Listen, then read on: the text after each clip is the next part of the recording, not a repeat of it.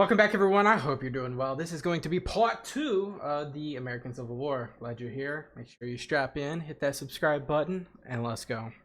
Made possible by Honey. Stick around to learn how you can save money when you shop online.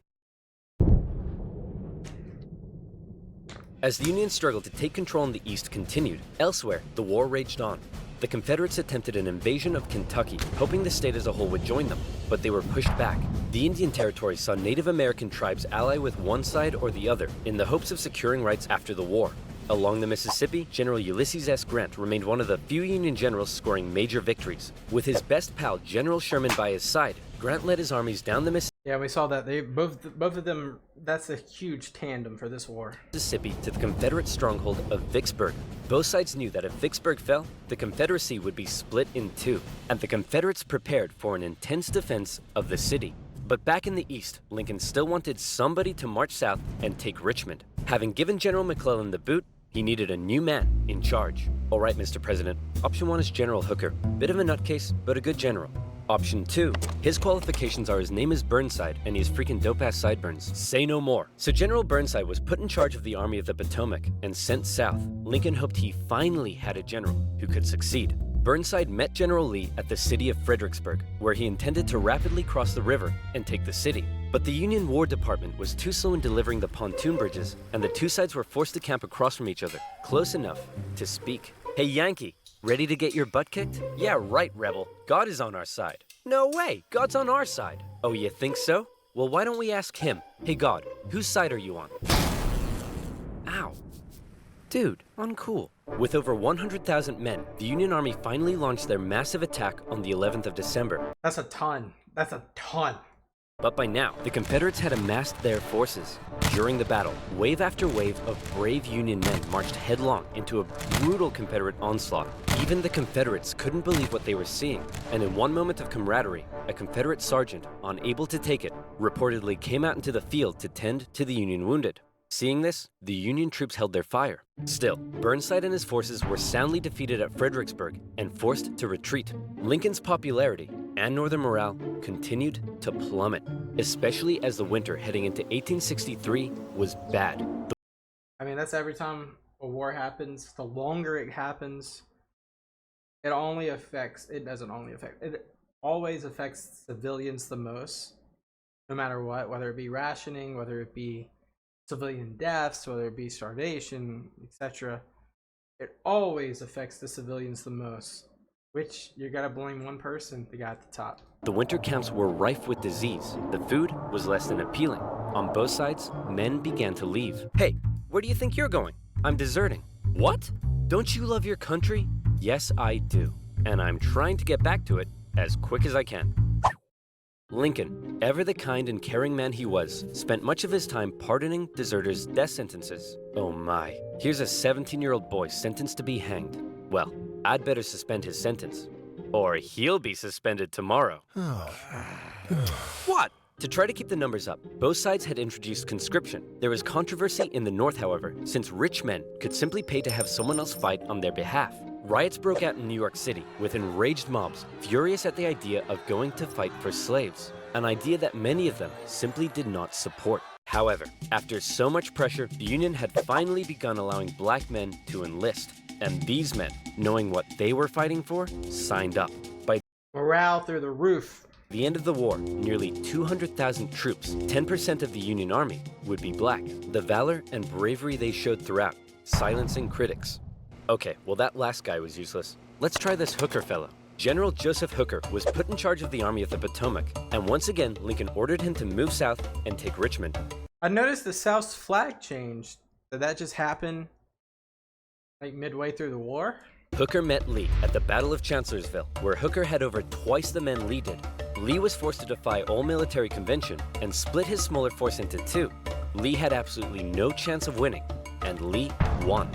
It was his masterpiece. Lee did suffer one significant loss during the battle, though, as his right-hand man, Stonewall Jackson, was riding back to the Confederate. Oh my, yes. This is a stupid story. By stupid, I mean, like, how do you guys let this happen? Lines at night. The nervous Confederate troops, unable to recognize him, opened fire. You boys done goofed up. Jackson died 8 days later. As for Lincoln, he couldn't believe it.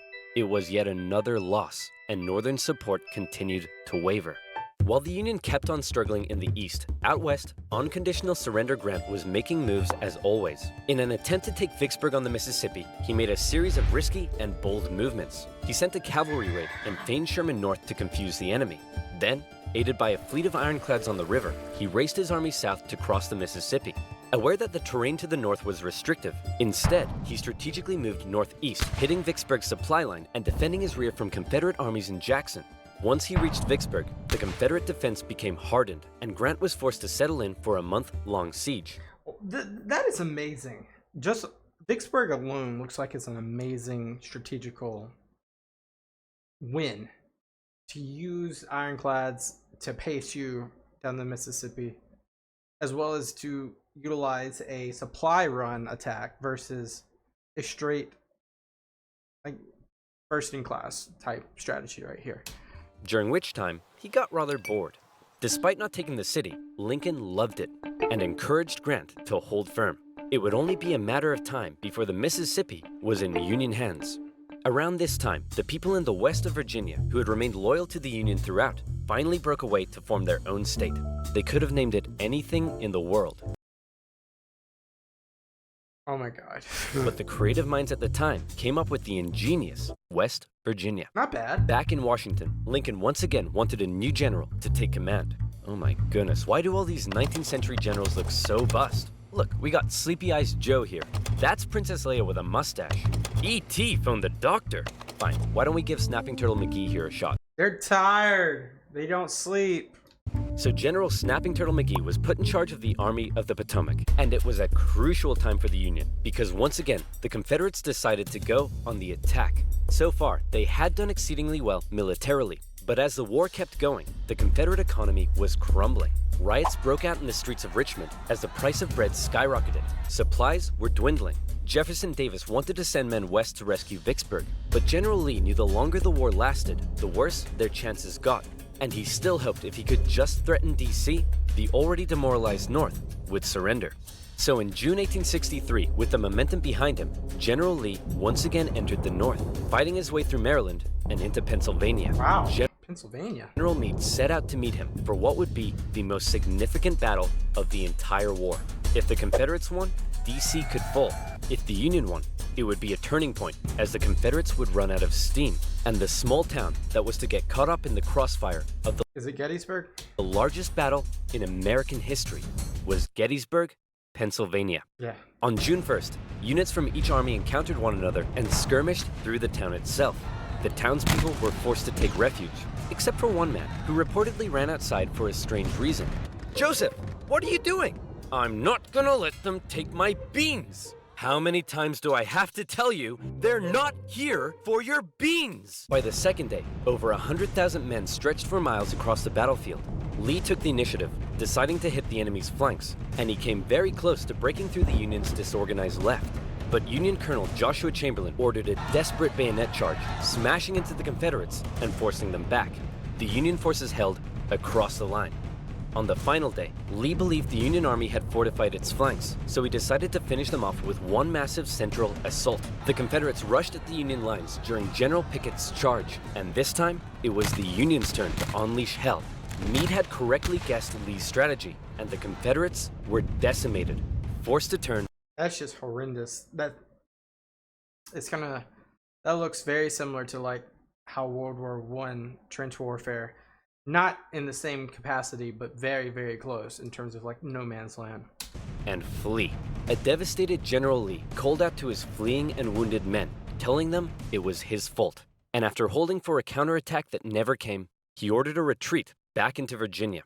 The North had just managed to score a massive victory, and one they desperately needed. Oh, yeah. And if that wasn't enough, in the West, after a month-long siege, Vicksburg finally fell. The North now held the Mississippi. That's GG's Oh, what else happened in the West? Better yet, it was the 4th of July. With control of the Mississippi, Union forces moved into Arkansas and Tennessee. Tennessee in particular saw heavy fighting, with Union General Rosecrans masterfully pushing Braxton Bragg's Army of the Tennessee out of Tennessee. He suffered a major setback, however, at the bloody Battle of Chickamauga and ended up under a Confederate siege at Chattanooga. At one point during the siege, a temporary truce was declared so that wounded men could be recovered. And often in the Civil War, during these small truces, men from both sides would meet in the middle to trade things like tobacco, coffee, and maybe even honey. Great placement, but we're skipping it. Grant, now in charge of all Western Union armies, showed up and karate-kicked Bragg right back into Georgia. Like this. With Sherman and Hooker, Grant took on Confederate positions in the mountains around the city, including the famous battle above the clouds and Mission Ridge. Grant continued. Now that's cool. I did not know that there was a battle above the clouds. Mountains around the city, including the Wow. famous battle above the clouds. I guess this is like the begin. Yeah, this is the beginning of the Appalachia, so this makes perfect sense. A lot of the battles not taking the Appalachia. Well, I guess there's foothills and valleys as well, but a lot of the contested areas where the battles are taking place are in the foothills of the Appalachia. So to actually have one more vertically inclined like this one, very cool. And Mission Ridge, Grant continued to be Lincoln's #1 guy. With these victories, Lincoln hoped the war was finally turning.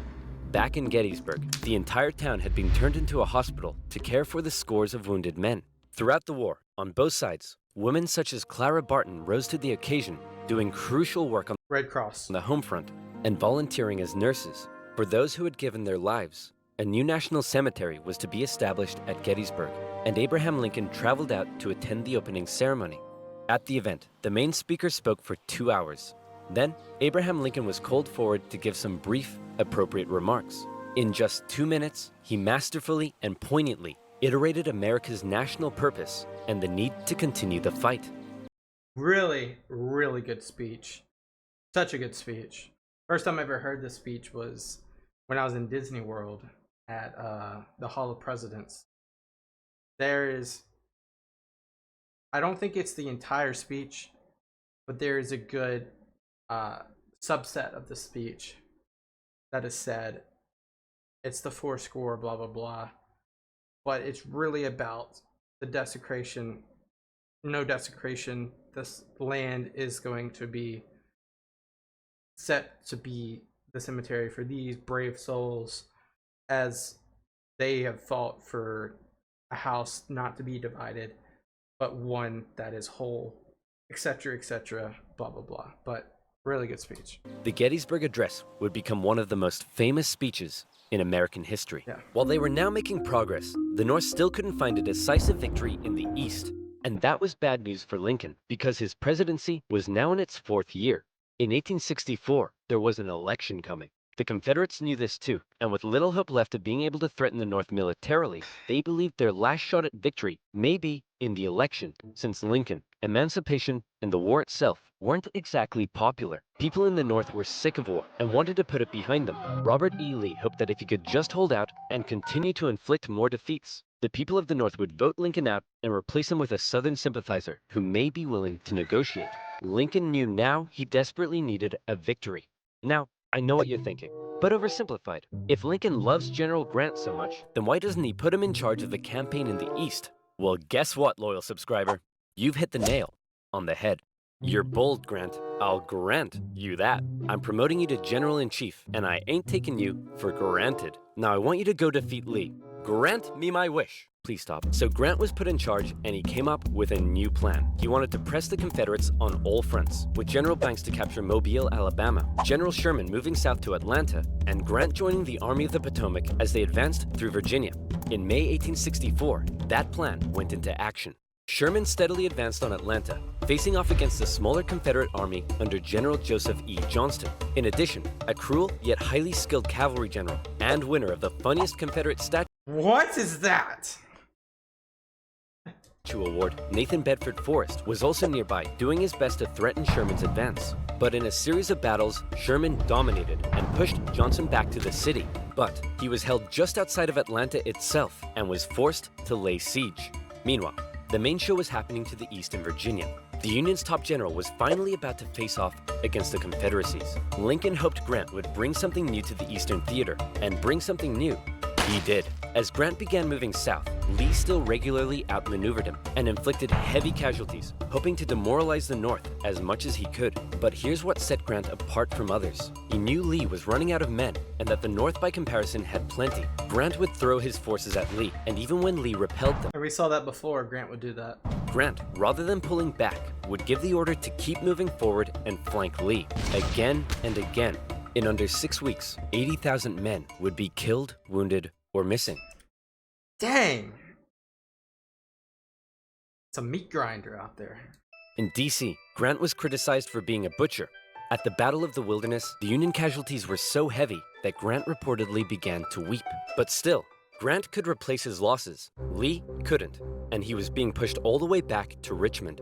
Lee knew once he got there, he'd be under siege. Then, it would only be a matter of time. Close to Richmond, Grant again suffered horrific casualties in a miscalculated assault at Cold Harbor. Then, trying to be a trickster, instead of moving on Richmond directly, Grant moved towards Petersburg to flank the Confederate capital and cut its supply line. But, just like Sherman, Grant was halted outside of the city, and he too was forced to settle in for a siege. 2 identical sieges would not be good enough for Lincoln's re-election. The people of the North saw the casualties Grant had been taking, and they weren't happy. To make matters worse, Lee had sent Jubal Early north to threaten DC, with the hope of forcing Grant to withdraw troops from Richmond. Early was repelled on the outskirts of the city, with President Lincoln even attending as an observer, but the North had been given a fright. So with the war currently in a stalemate, who was to be Lincoln's opponent in the critical 1864 election? I know this. It's McClellan. Who would the Democrats choose? Guess what, baby? I'm back. That's right.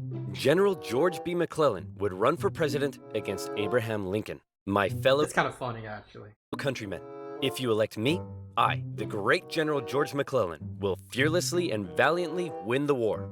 Unlike this douchebag, many Democrats, however, including McClellan's running mate, wanted to end the war. So it's possible McClellan may have ended up fearlessly and valiantly making peace with the Confederates, which is exactly what they were hoping for. With the war in a stalemate and Lincoln still not popular, it looked like McClellan would win, and the Confederacy may have a chance at surviving after all. Lincoln himself said that without some kind of major victory, it seemed exceedingly probable that this administration will not be re-elected. Well, Isn't that crazy? fret not, Abe, because if it's a major victory you want, it's a major victory you'll get. Atlanta. Had been under siege by General Sherman for just over a month. After a number of battles around the city, Sherman sent a force south to sever the city's supply line, and Confederate General Hood was forced to abandon it. Atlanta, one of the Confederacy's most important cities, had fallen into Union hands. And they would burn it to the ground. For many, it was clear that the Confederacy's defeat was now inevitable, and the war would soon be over. When the final results came in, Lincoln had won with an electoral college landslide, with the troops in particular voting overwhelmingly for Lincoln, which must have been touching for their commander-in-chief. Hey man, looks like you lost. No hard feelings? I didn't lose.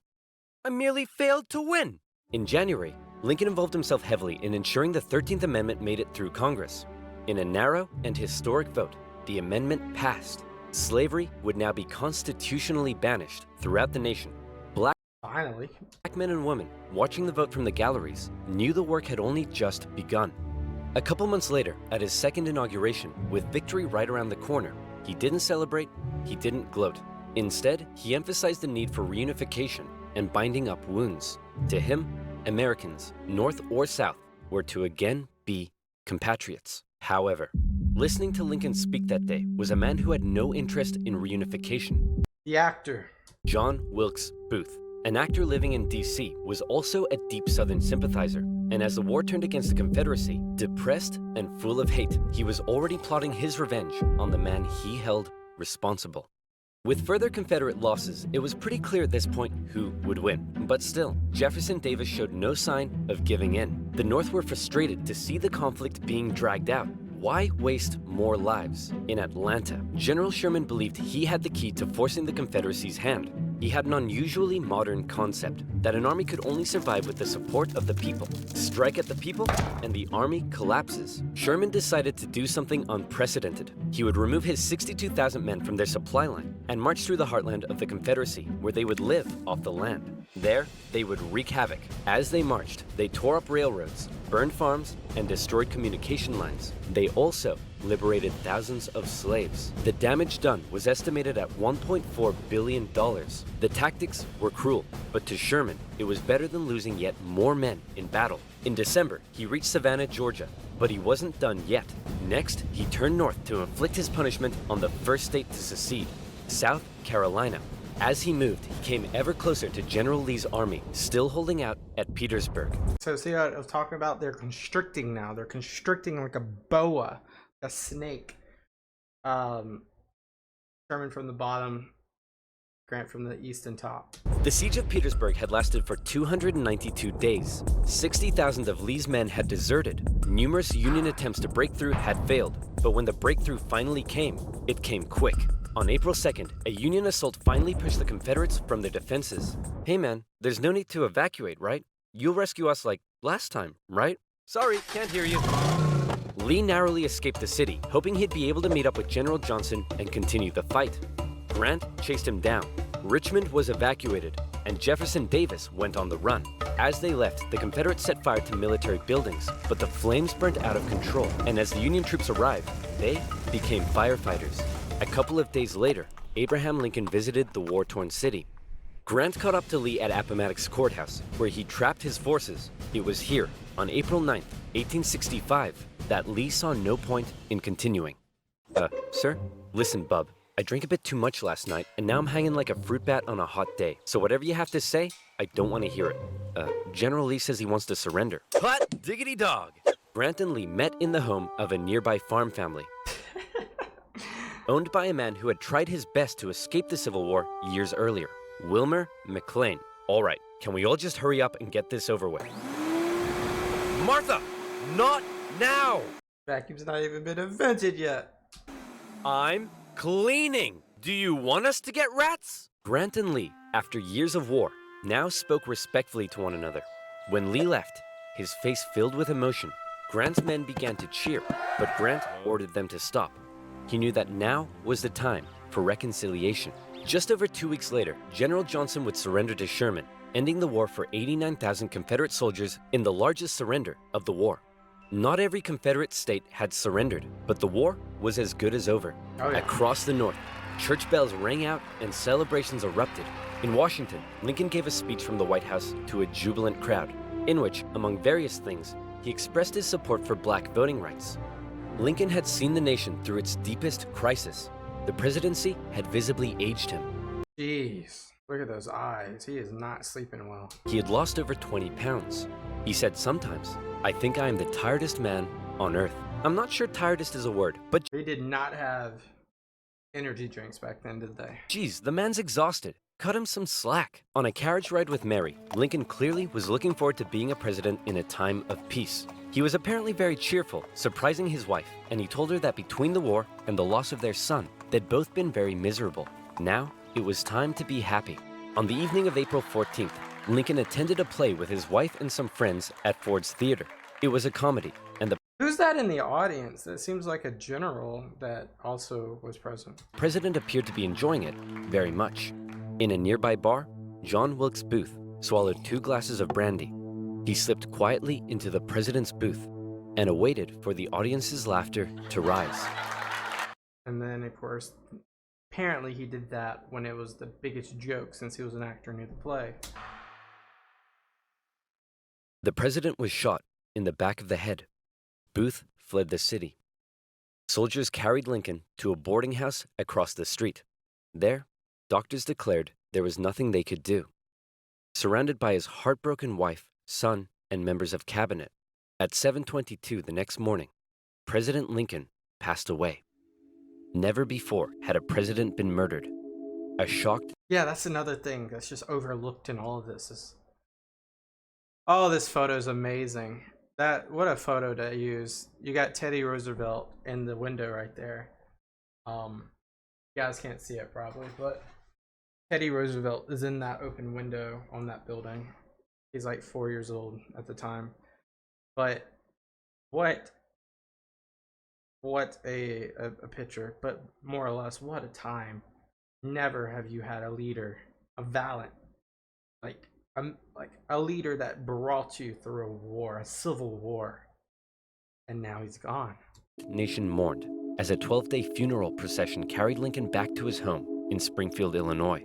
On April 26th, Union cavalry found John Wilkes Booth in a barn in Virginia, where he was shot. Not long after, Confederate President Jefferson Davis was also tracked down and arrested. Imprisoned for 2 years, he was eventually released. The North didn't want to put him on trial for fear the jury may rule that Southern secession had in fact been legal. To ensure reconciliation, other Confederate generals and politicians were allowed to re-enter life in the now restored Union. Scattered fighting continued into May, when the last Confederate forces in Texas disintegrated. The southern states came under Northern military occupation to prevent any further rebellion, and a very difficult era of Reconstruction began. Over 3 million Americans had fought, brother against brother. The Civil War remains the bloodiest conflict in U.S. history, but the Union had been preserved. You could say the real winners were those who were to never again be slaves. Further amendments passed by Congress gave black individuals the right to citizenship and to vote. Significant progress had been made. However, entering into the 20th century, it was clear the fight for equality would continue. In modern America, the man who fought to preserve the nation and never gave up in the darkest of times stands as a symbol of honesty, empathy, humility, perseverance, and courage. A continuous reminder of what has forged America and what it should ever strive to be. Yep.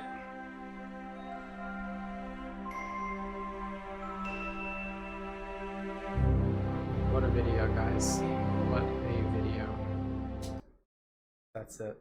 Yeah, that's it. We're gonna pause right here. Some reflections. Civil War was trying time. 160 years ago. A lot of people just lost their lives during this time. But what it did do is preserve the nation. It put people more towards the nation versus states. States' rights became a little less important. Federalized became a little bit more important. But the 13th Amendment set African Americans free, as well as kind of brought people together a little bit more. Now you have the time of Reconstruction, and then Jim Crow, and all the way up to 1964, 65, with Civil Rights Act and the Voting Rights Act. However, between that time period, you have some more freedoms, but not entirely freedoms. But this was definitely the step in the right direction. However, Civil War, wish it didn't have to happen, but it did happen. After kind of like rethinking about some things, Abraham Lincoln's a 1A, 1B scenario with George Washington in my book in terms of the best president in the United States. You can put 1A, 1B. Take your choice. Both of them are just amazing individuals who put character into the White House and put character into the nation and showed courage throughout their policy, showed courage throughout what they did. They both served the nation. Whew. What a video. What a series, Oversimplified Civil War. Now, guys, this is the part of the video where I say, guys, put down your recommendations down below. It could be any channel. It could be any series. Make it about the Civil War. I'd love to kind of dive deeper. Whether it be pre-Civil War, post-Civil War, Civil War battle, Civil War in its entirety, the series. That's what I'm going to be focusing on over the next week or so. I'd love to kind of like really enrich myself into this to where I can know the context. And you guys can join me along that journey. You guys can also know that context. Thank you guys so much. I hope you have a great day. Make sure to hit that subscribe button. Peace out. Bye-bye.